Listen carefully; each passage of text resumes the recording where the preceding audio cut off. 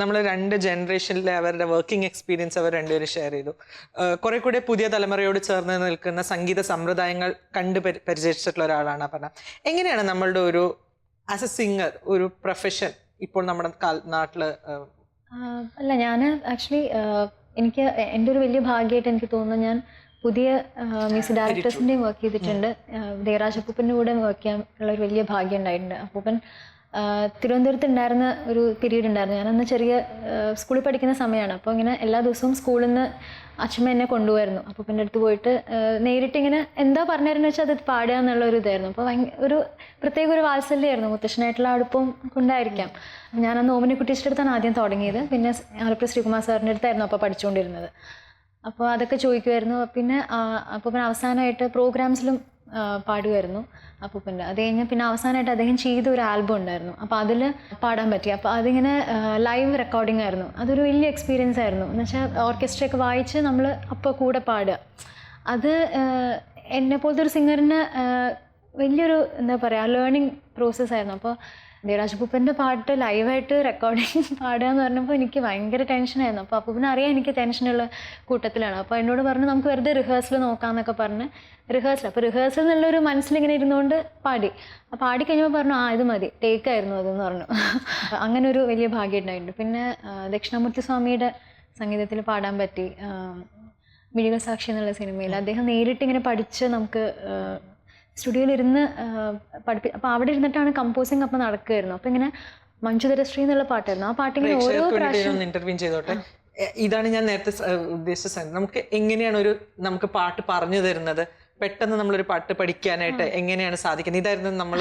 കാരണം പൊതുവിൽ ആൾക്കാർക്ക് നിങ്ങളെല്ലാവരും സംഗീത ലോകത്തിലുള്ളവരായതുകൊണ്ട് പെട്ടെന്ന് ഇത് മനസ്സിലാവും. ഞാൻ സത്യം പറഞ്ഞാൽ പാട്ട് കേട്ട് ആസ്വദിക്കുന്ന ഒരു വ്യക്തിയാണ്. അപ്പം എങ്ങനെയാണ് നമ്മളൊരു പാട്ട് നമുക്ക് പറഞ്ഞു തരുന്നത്? എങ്ങനെയാണ് നമ്മളത് പഠിക്കുന്നത്? ഓരോരുത്തർക്കും ഓരോ സ്റ്റൈലുണ്ട്. ചിലവർ നമുക്ക് ചില മ്യൂസിക് ഡയറക്ടേഴ്സ് നമുക്ക് അയച്ചു തരും. റഫ് ആയിട്ടുള്ള ഒരു ട്രാക്ക് വേണമെങ്കിൽ അയച്ചു തരും. ജസ്റ്റ് ഒന്ന് ഒരു ഐഡിയ കിട്ടിയിട്ട്. പക്ഷെ അത് ഫുള്ളി പഠിക്കേണ്ട, ജസ്റ്റ് ഒരു ഐഡിയ കിട്ടിയാൽ മതി എന്ന് പറഞ്ഞ് വരും. ചിലർ അവിടെ ചെന്നിട്ട് ഇല്ല അവിടെ വന്ന് പഠിക്കാം എന്നുള്ള രീതിയായിരിക്കും. പിന്നെ എനിക്ക് തോന്നുന്നു നമുക്ക് ഈ ക്ലാസിക്കൽ മ്യൂസിക് ആ ഒരു ട്രെയിനിങ് അല്ലെങ്കിൽ ആ ഒരു ഫോർമൽ ട്രെയിനിങ് ഉള്ളപ്പോൾ എനിക്ക് തോന്നുന്നു അങ്ങനെ വളരെ ആ ഒരു ഗുണം എനിക്ക് തോന്നിയിട്ടുണ്ട് പാട്ട് പഠിക്കാൻ ചെല്ലുമ്പോൾ. നമുക്ക് ഞാൻ 7 വയസ്സിൽ പാട്ട് പഠിക്കാൻ തുടങ്ങി. അത് ആ സമയത്ത് വളരെ മടിയായിരുന്നു ക്ലാസ്സിൽ പോകാൻ. പക്ഷെ അതൊരു വലിയ ഗുണം തന്നെയായിരുന്നു. പിന്നെ ഇപ്പോൾ ആലോചിക്കുമ്പോൾ ഇപ്പോഴും പഠിക്കുന്നുണ്ട് ജയറാം സാറിൻ്റെ അടുത്തും ബിന്നി ചേച്ചിയുടെ അടുത്തും. അപ്പോൾ ആ ഒരു ഇത് കാരണം നമുക്ക് ഒരുപാട് അങ്ങനെ പ്രയാസം തോന്നിയിട്ടില്ല. പറഞ്ഞു തരുമ്പോൾ പാടാൻ പറ്റാറുണ്ട്. പിന്നെ ഓരോരുത്തർക്കും ഓരോ സ്റ്റൈലാണെന്നേ ഉള്ളൂ. ചിലവർ നമുക്ക് വളരെ ഫ്രീഡം തരും. പ്രിയപ്പെട്ട സംഗീത സംവിധായകൻ രണ്ട് തലമുറയിൽ നിന്നെടുത്തോ? എനിക്കറിയാം എപ്പോഴും നമ്മളെ കൊടുക്കുന്ന ഒരു ചോദ്യമാണ്. പക്ഷെ എന്താണെന്നറിയില്ല, നമുക്ക് അങ്ങനെയുള്ള കാര്യങ്ങൾ എപ്പോഴും അറിയാൻ കൂടുതൽ താല്പര്യം കൂടുതലുമാണ്. അയ്യോ, അതൊരു ശരിക്കും കൊടുക്കുന്നതാണ്. അല്ല, നമുക്ക് ഓരോരുത്തരുടെ അടുത്തും എനിക്കങ്ങനെ ഓരോ മ്യൂസിക് ഡയറക്ടറിൻ്റെ അടുത്ത് പോകുമ്പോഴും ആരും ആ ആളുടെ പോലെ ആയിരിക്കില്ല വേറൊരാൾ. എപ്പോഴും വ്യത്യാസം ഉണ്ടായിട്ടുണ്ട്. അപ്പോൾ അതൊരു ഓരോ ആളുടെ അടുത്തും നമുക്ക് എന്തെങ്കിലും പഠിക്കാനുണ്ടാവും. അപ്പം അങ്ങനെ ഞാൻ വിചാരിച്ചിട്ടുള്ളൂ. പിന്നെ ദേവരാജ് അപ്പൂപ്പൻ, ദക്ഷിണാമൂർത്തി സ്വാമി, അർജുന മാഷ് ഇവരുടെയൊക്കെ ദേവരാജ് അപ്പൂപ്പൻ മുത്തശ്ശനായിട്ട് വളരെ അടുപ്പമുള്ളതുകൊണ്ട് ആ ഒരു അടുപ്പം ഉള്ളതുകൊണ്ട് ആ ഒരു പ്രത്യേക ഇഷ്ടമുണ്ട്. അതല്ലാതെ പക്ഷെ ബാബുരാജ് മാഷ് അങ്ങനെ നമുക്ക് ആരെയും ഒരാളായിട്ട് എടുത്ത് പറയാൻ പറ്റില്ല. ജനറേഷൻ ടു ജനറേഷൻ ചേഞ്ച് ഭയങ്കരമായിട്ട് നമുക്ക് ഇപ്പോൾ ഫീൽ ചെയ്യുന്നുണ്ട്. കാരണം അവരിൽ നിന്ന് ഇപ്പോഴത്തെ പുതുതലമുറയിലുള്ള ഏറ്റവും ഫേമസ് ആയിട്ട് ആൾക്കാരുടെ പാട്ടുകളുടെ ഇനങ്ങൾക്കും അപർണ പാടിയിട്ടുണ്ടല്ലോ. അപ്പൊ അങ്ങനെ ഒരു പീരീഡിന്റെ ഒരു ചേഞ്ച് ഫീൽ ചെയ്തിട്ടുണ്ട് എപ്പോഴെങ്കിലും? ടെക്നോളജിക്കൽ ചേഞ്ച് അത് എന്താ പറയുക, ഒരു അനിവാര്യമായിട്ടുള്ള ചേഞ്ച് നമുക്ക് ഉണ്ടാവുമല്ലോ. അത് എല്ലാ ഫീൽഡിലും ഉണ്ടായ പോലെ പാട്ടിലും ഉണ്ടായിട്ടുണ്ട്. ഇപ്പോൾ സ്റ്റുഡിയോയിൽ റെക്കോർഡ് ചെയ്യുമ്പോൾ ടെക്നോളജി ഇത്രയും അഡ്വാൻസ്ഡ് ആ സമയത്തും ഇപ്പം ഞാൻ പാടുമ്പോഴല്ല, അതിന് മുമ്പത്തെ പീരീഡിലൊക്കെ അവരൊക്കെ ശരിക്കും എത്രയോ ദിവസങ്ങളായിട്ടല്ലേ റിഹേഴ്സൽ ചെയ്ത്. ടീച്ചർക്ക് അത് അറിയണ്ടാവില്ല. റിഹേഴ്സൽസ് കുറെ ദിവസമായിട്ടില്ല. അതൊക്കെ നമ്മുടെ മുമ്പത്തെ തലമുറക്കാരാണ്. നമ്മളൊക്കെ കുറെ അവിടെ തന്നെ പോയി 3-4 റിഹേഴ്സലൊക്കെ നോക്കിയിട്ട് ഏറെക്കുറെ ഞാൻ രണ്ടും ചെയ്തിട്ടുണ്ട്. ഞാൻ ഇൻ ബിറ്റ്വീൻ ആണ്. അപ്പോൾ ഇതിന്റെ ബിഗിനിങ്ങും ഞാൻ പാടിയിട്ടുണ്ട്. ബ്രിഡ്ജിങ്. പക്ഷെ എനിക്ക് തോന്നിയിട്ടുള്ള വലിയൊരു പോയിന്റ് എന്താണെന്നറിയാമോ? ഒരു 3-4 പ്രാവശ്യം റിഹേഴ്സ് ചെയ്ത് കഴിയുമ്പോഴത്തേക്ക് ഒന്നാമത് നമ്മുടെ ഇൻഹിബിഷൻ എല്ലാം പോകും. നമുക്ക് നല്ല കോൺഫിഡൻസ് ഉണ്ട്. പാട്ട് നല്ലോണം നമ്മുടെ ഉള്ളിലാവും. മനസ്സിലായില്ലേ? പാട്ട് ശരിക്കും അത് അപ്പോൾ 2 വാക്ക് വെച്ചിട്ട് അത് മിക്സ് ചെയ്യേണ്ടി വരില്ല. എനിക്കാണെങ്കിൽ ഇപ്പോഴും അങ്ങനെ ഒരു പല്ലവി ഫുള്ള് പാടണമെങ്കിൽ എനിക്ക് തൃപ്തിയുള്ളൂ. പിന്നെ അതിലെന്തെങ്കിലും ടെക്നിക്കൽ പ്രോബ്ലംസ് ഉണ്ടെങ്കിൽ അത് കറക്റ്റ്. പക്ഷേ നമ്മുടെ സോൾ അതിനകത്ത് വരണം എന്നുണ്ടെങ്കിൽ പാട്ട് ഫുള്ള് നമുക്ക് നല്ലോണം നമ്മുടെ ഉള്ളിൽ അതിന് ഈ so much of rehearsals will help a lot. അത് വേണം. അല്ലെങ്കിൽ നമ്മൾ തന്നെ പക്വപ്പെടില്ല. അതിനു മുമ്പ് നമ്മൾ ചുമ്മാ ഒരു ആർട്ടിഫിഷ്യലായിട്ട് നമ്മൾ ഫീല് ക്രിയേറ്റ് ചെയ്യും. ഇതങ്ങനെയല്ല, അതിനൊരു ഉള്ളിലൊരു പാകം ഉണ്ടാവും, ഒരു ഓർഗാനിക് ഗ്രോത്ത് സംഭവിച്ചിട്ടുണ്ടാവും. ഇപ്പം വെച്ചാൽ ചിലപ്പോ നമ്മള് ഒരു അപ്പൊ പഠിച്ചു പാടുകയാണെങ്കിൽ ചിലപ്പോ ആ വരി പഠിച്ചു പാടി അടുത്ത വരി പഠിച്ചു കൺസിസ്റ്റന്റ് ആയിട്ട് തന്നെ ഒരു ഇമോഷൻ ക്യാരി ചെയ്യാനൊക്കെ മെക്കാനിക്കൽ ആയി പോകും. അപ്പൊ നമ്മുടെ സോൾ അതിനകത്ത് വരാനുള്ളതില്ല. അപ്പൊ കുറച്ചു ദിവസം കഴിയുമ്പോൾ ചിലപ്പോ നമ്മൾ ആ പാട്ട് മറന്നും പോവാം. അതെ, മറ്റേ പാട്ട് നമ്മൾ കിടക്കും.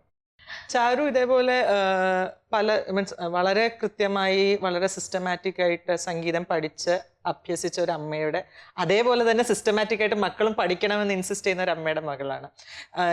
ഈ യങ്ങർ ജനറേഷൻ എങ്ങനെയാണ് മ്യൂസിക്കിനെ അവർ കാണുന്നതും വിലയിരുത്തുന്നതും? ചാരുവിൻ്റെ ഒരു എക്സ്പീരിയൻസ് അല്ലെങ്കിൽ വിത്ത് യുവർ പ്യുവർ ഇൻഫ്ലുവൻസ് ഒക്കെ എപ്പോഴും തോന്നിയിട്ടുള്ള എങ്ങനെയാണ്? എന്താണ് അവരുടെ ഒരു കോൾ അല്ലെങ്കിൽ ഒരു ടേക്ക്, ഒരു സംഗീതം ആസ് എ സബ്ജക്റ്റ് അവർ കാണുന്നത് എങ്ങനെയാണ്?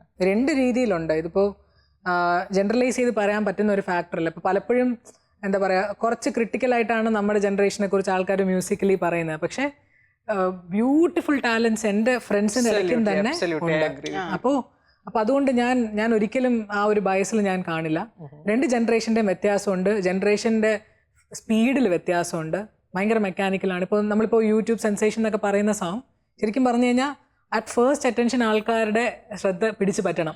അപ്പൊ അതിനുള്ള ഒരു ക്വാളിറ്റി കൊടുക്കുമ്പോഴത്തേക്കും it has to trigger a past memory. ഞാനിപ്പോ സൈക്കോളജി കൊണ്ടല്ല അത് പറയുന്നത്, ഇല്ല. അപ്പം ഒരു പാസ്റ്റ് മെമ്മറിക്ക് റിലേറ്റഡ് ആയിട്ടുള്ള കംപ്ലീറ്റ്ലി ഫ്രഷ് ആയിട്ടുള്ള സാധനത്തിന് ആ ഒരു ഇമ്പാക്ട് കൊണ്ടുവരാൻ പറ്റത്തില്ല. ഇപ്പൊ ജിമിക്ക് കമ്മൽ പോലത്തെ ഒരു സോങ്ങിന് ശരിക്കും പറഞ്ഞാൽ അതിന്റെ റിതം എന്ന് പറയുന്നത് നമുക്ക് യൂസ്ഡ് ആയിട്ടുള്ള ഒരു മേളത്തിന്റെ ഒരു റിതത്തിന്റെ ഒരു ഭാഗം കൂടെയാണ്. അപ്പൊ അത് നമ്മളിൽ ഉണ്ടാക്കുന്ന ഒരു ഓളം പെട്ടെന്ന് നമ്മളെ ക്യാപ്റ്റിവേറ്റ് ചെയ്യും. പക്ഷേ ഇപ്പോൾ റഹ്മാൻ്റെ, ഇപ്പം ഞാൻ ഭയങ്കര ഒരു തീവ്ര റഹ്മാൻ ഫാനാണെന്ന് വേണമെങ്കിൽ പറയാം. കാരണം എന്നെ ഒത്തിരി ഇൻഫ്ലുവൻസ് ചെയ്തിട്ടുണ്ട് റഹ്മാൻ്റെ മ്യൂസിക്. പ്രത്യേകിച്ചും റഹ്മാൻ്റെ ഒരു പ്രത്യേകത എന്ന് വെച്ച് കഴിഞ്ഞാൽ നമ്മൾ കേൾക്കാത്ത പല കാര്യങ്ങളും റഹ്മാൻ്റെ മ്യൂസിക്കിൽ നിന്ന് കേട്ട് പഠിച്ചിട്ടുണ്ട്. ഞാൻ പല ഇൻസ്ട്രുമെന്റ്സും റിസർച്ച് ചെയ്യാനും പല ജോണേഴ്സ് ആദ്യമായിട്ട് കേൾക്കുന്നതും എല്ലാം റഹ്മാൻ്റെ സൈഡിൽ നിന്ന്. ഇപ്പം ഞാൻ മൈക്കിൾ ജാക്സൺ കേൾക്കാൻ മുമ്പ് റഹ്മാനെ കേട്ടു. എന്നിട്ടാണ് ഞാൻ ആലോചിച്ചു ഇത് മൈക്കിൾ ജാക്സന്റെ ബേസ് ലൈൻ അല്ലേ എന്ന് പറഞ്ഞ് മൈക്കിൾ ജാക്സനെ കേൾക്കാൻ കാരണം പോലും റഹ്മാനാണ്. അപ്പോൾ അദ്ദേഹം പല ഫാക്ടേഴ്സ് പല ജോണേഴ്സിൽ നിന്നും ഇൻഫ്ലുവൻസ് എടുത്ത് നമ്മൾ ആദ്യം ഉണ്ടാക്കുമ്പോൾ എന്ത് പാട്ടിത് എന്ന് തോന്നും. പക്ഷേ then we had the time to give it attention. നമ്മളൊരു കാസറ്റാണ് 10 വട്ടം ഇട്ടിരുന്ന് കേട്ട് ഇപ്പോൾ യൂട്യൂബ് പോലെ ഒരു പാട്ട് പകുതിയായി അടുത്ത പാട്ടിലോട്ട് സ്വൈപ്പ് ചെയ്യാനുള്ള ഒരു ടെൻഡൻസി, ആ ഒരു സ്പീഡ് ഓഫ് തോട്ട് നമുക്കപ്പം ഇല്ല. അപ്പം എനിക്കിപ്പോഴും നല്ല ഓർമ്മയുണ്ട്. സിനിമയിൽ പാട്ട് ആദ്യം റേഡിയോയിലോ ടി വിയിലോ ഫ്രണ്ട്സ് പറഞ്ഞോ കേട്ടിട്ട് എൻ്റെ വീട്ടിൻ്റെ ഒരു 1.5 കിലോമീറ്റർ അപ്പുറം ഒരു കാസറ്റ് ഷോപ്പുണ്ട്. അവർ ഈ കാസറ്റ്സ് മേടിച്ച് അവർ കാസറ്റ് റെക്കോർഡ് ചെയ്ത് കാസറ്റ് ടു കാസറ്റ്. അപ്പോൾ മറ്റേ പ്ലെയിൻ കാസറ്റ് അമ്മയുടെ പഠിക്കാൻ വേണ്ടി വെച്ചേക്കുന്ന കാസറ്റിൽ നിന്നെല്ലാം ഞാൻ അടിച്ചെടുത്തോണ്ട് പോയിട്ട് 25 രൂപയോ 20 രൂപയോ എങ്ങാണ്ടാണ് ഒരു ഫുൾ കാസറ്റ് റെക്കോർഡ് ചെയ്യാൻ. ഇത് ലിസ്റ്റ് ഉണ്ടാക്കി വെക്കും, ഇന്ന പാട്ട് റഹ്മാന്റെ, ഇത് കഴിഞ്ഞാൽ ഇത് സീക്വൻസ് ഉണ്ടാക്കി വെച്ച് കൊണ്ടുപോയി റെക്കോർഡ് ചെയ്യിപ്പിക്കും. അപ്പൊ അത് കേൾക്കാൻ അത്രയും ഓപ്പർച്യൂണിറ്റി. അതേപോലെ കിട്ടിയ പൈസ മുഴുവൻ ഞാൻ കാസറ്റിൽ ചെലവാക്കിയിട്ടുള്ളൂ. ഇപ്പോഴും മ്യൂസിക്കലി വീട്ടിൽ എവിടെയെങ്കിലും പോയിട്ട് വരുമ്പോഴേ എനിക്ക് പേടിയാണ് അടുത്ത് എന്തോന്ന് ചുമന്നുകൊണ്ട് വീട്ടിൽ വെക്കാൻ സ്ഥലമില്ല.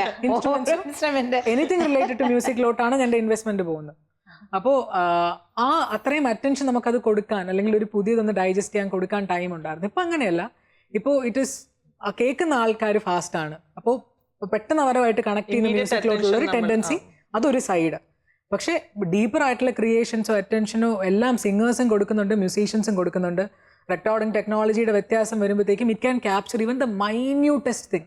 ഇപ്പം നമ്മളിപ്പോൾ ഫിലിമിന്റെ ക്യാമറയുടെ അപ്ഗ്രഡേഷനും എല്ലാം നമ്മൾ പറയുന്ന പോലെ തന്നെ 4K വരുന്നു, 2K വരുന്നു, അല്ലെങ്കിൽ ഈ പറഞ്ഞ പോലെ ക്യാപ്ചറിങ് ടെക്നോളജിയുടെ ഇമ്പാക്റ്റ് കൂടുന്നു. അപ്പോൾ ചെറിയ എക്സ്പ്രഷൻസ് പോലും നമുക്ക് പിടിച്ചെടുക്കാം. വിഷ്വലി എത്ര പറ്റുമോ അത്രമാത്രം തന്നെ സൗണ്ട് ഫീൽഡിൽ പറ്റും. അപ്പോൾ ടെക്നോളജിക്ക് ഇപ്പോഴും പഴയതിന്റെ ഇമിറ്റേഷൻസ് ആണ് പുതിയതിൽ ഉണ്ടാക്കുന്നത്. പഴയതൊരു ലെഗസി തന്നെയാണ്. പ്രീവിയസ് മൈക്രോഫോൺസും ഇപ്പോൾ സെല്ലുലോയിഡ് പിന്നെയും യൂസ് ചെയ്യാനുള്ള ഒരു മൂവ്മെന്റ് വരുന്നത് പോലെ തന്നെ മറ്റേ ലെജൻഡറി ഓൾഡ് മൈക്രോഫോൺസ് റിട്രീവ് ചെയ്ത് തിരിച്ചും യൂസ് ചെയ്യാനുള്ള ടെൻഡൻസി ഉണ്ട്. കാരണം വാംത്ത് അപ്പോൾ ഉണ്ട്, നാച്ചുറാലിറ്റി, വാംത്ത്, അതിൻ്റെ അറ്റാക്ക് എല്ലാം പഴയതിൻ്റെ ഇൻഫ്ലുവൻസ് ആണ് നമ്മളിപ്പോൾ ഇൻഫ്ലുവൻസ് ചെയ്യുന്നത്. പക്ഷെ doesn't mean that we are not developing or we are not giving our best. Amazing singers ഇപ്പോഴും ഉണ്ട്. ഒറ്റ ടേക്കിൽ പാടുന്ന ആൾക്കാർ നിറയെ പേരുണ്ട്. ഞാൻ ശ്രേയാജിയുടെ റെക്കോർഡിങ്ങിൽ ഇരുന്നിട്ടുണ്ട്. ശ്രേയാജിയുടെ റെക്കോർഡിംഗ് പ്രൊനൗൺസിയേഷൻ കൊണ്ട് നമ്മൾ കറക്റ്റ് ചെയ്യപ്പെടുന്നു എന്നുള്ളത് ഒഴിച്ചു കഴിഞ്ഞാൽ 10 വട്ടം എടുത്താലും അതിനകത്ത് ദരിസ് ഈ ലതാജിയുടെ കാര്യം പറയുന്ന പോലെ 10ലും മുത്തുകളുണ്ട്. അത്രയും ബ്യൂട്ടിഫുൾ ആയിട്ട് പാടുന്ന സിംഗേഴ്സ് ഒത്തിരി പേരിപ്പോൾ ഉണ്ട്. അപ്പോൾ I can't take anything away from this generation telling that നമ്മൾ പോരാ, കൊള്ളില്ല എന്നൊക്കെ. ഒത്തിരി നമ്മൾ മീഡിയോക്രിറ്റി, അതായത് നമ്മളെപ്പോഴും ഓഡിയൻസിൻ്റെ ഇൻ്റലിജൻസിനെ ക്വസ്റ്റ്യൻ ചെയ്യരുത് എന്ന് പറയുന്ന ആ ഒരു ഫീൽഡുണ്ടല്ലോ, that you have to give something good to the audience. അവരുടെ ഇൻ്റലിജൻസിനെ നമ്മൾ റെസ്പെക്ട് ചെയ്യണം. ആ ഒരു കാര്യത്തിൽ മാത്രമേ ഞാൻ എപ്പോഴും ആലോചിക്കുന്നുള്ളൂ. പണ്ടത്തെ ആൾക്കാർ ഈ കർണാട്ടിക്കിലും അതിലുമൊക്കെ പാട്ട് ചെയ്തിരുന്നതിൻ്റെ ഒരു ഉദ്ദേശം എന്ന് പറയുന്നത് they believe that people will understand it, listen to it, അതിനുള്ളൊരു ടൈം അവർ കൊടുക്കുമെന്ന് വിശ്വസിച്ചിരുന്നു. ഇപ്പോഴും ആ വിശ്വാസം നമ്മൾ നിലനിർത്തിയാൽ മതി. നമ്മൾ ആ ഇൻ്റലിജൻസിന് കേറ്റർ ചെയ്യാൻ തക്കവണ്ണം, ഇപ്പോൾ ഒരു നോളനോ അങ്ങനത്തെ ഡയറക്ടേഴ്സിന് പടങ്ങൾ ഇറക്കാമെന്നുണ്ടെങ്കിൽ 2 വട്ടം കണ്ടാലേ നമുക്ക് മനസ്സിലാവുന്നുണ്ടെങ്കിൽ അതുപോലെ മ്യൂസിക് എന്തുകൊണ്ട് ചെയ്തുകൂടാ എന്നേ ഉള്ളൂ എൻ്റെ perspective. So you have to trust the intelligence of the audience. അതനുസരിച്ചുള്ള മ്യൂസിക് എക്കാലത്തും കേറ്റർ ചെയ്യാനുള്ള ഒരു ഉത്തരവാദിത്വം, റെസ്പോൺസിബിലിറ്റി ഏത് ജനറേഷൻ ആണെങ്കിലും ഉണ്ട്.